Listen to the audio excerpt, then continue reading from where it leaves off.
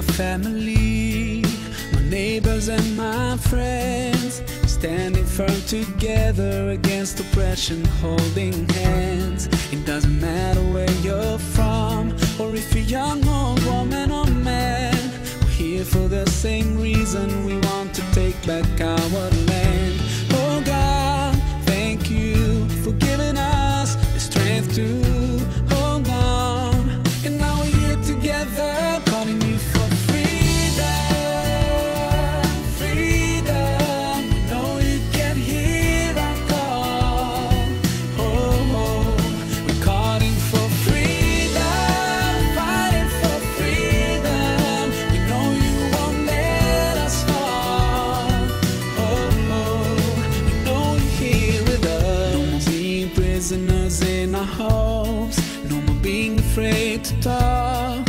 Our dream is just to be free, just to be free. Now when we've taken our first step towards a life of complete freedom, we can see our dream getting closer and closer. We're almost there. Oh God, thank you for giving us the strength to hold on. And now we're here together, calling you for freedom. Terima kasih sebab datang tadi. Boleh jumpa lagi untuk next program. Let's work together next month, next year. We're calling for freedom, fighting for freedom. We know you won't let us fall. We are talking about our, it is about our faith in the next life. We are not talking about the faith of the Palestinian.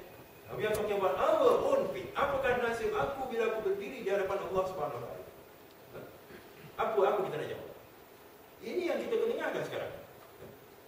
This is a very grave situation bagi mereka yang faham. Sebab itu we have to go out and explain.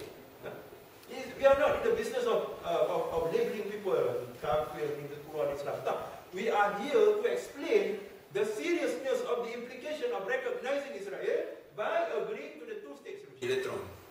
What about a breakdown of the electron or proton? How small is the neutrino? How small it is? Sebab itu Allah kata, amal walaupun sedikit pun akan sekecil mana pun akan dilihat. Jadi ini pengajaran dia. So bila kita buat program, kadang-kadang yang dapat paling paling besar tu yang cuci pinggan kat belakang. Kan? Sebab yang bercakap ni mungkin kadang-kadang terlintas hebatnya aku bercakap.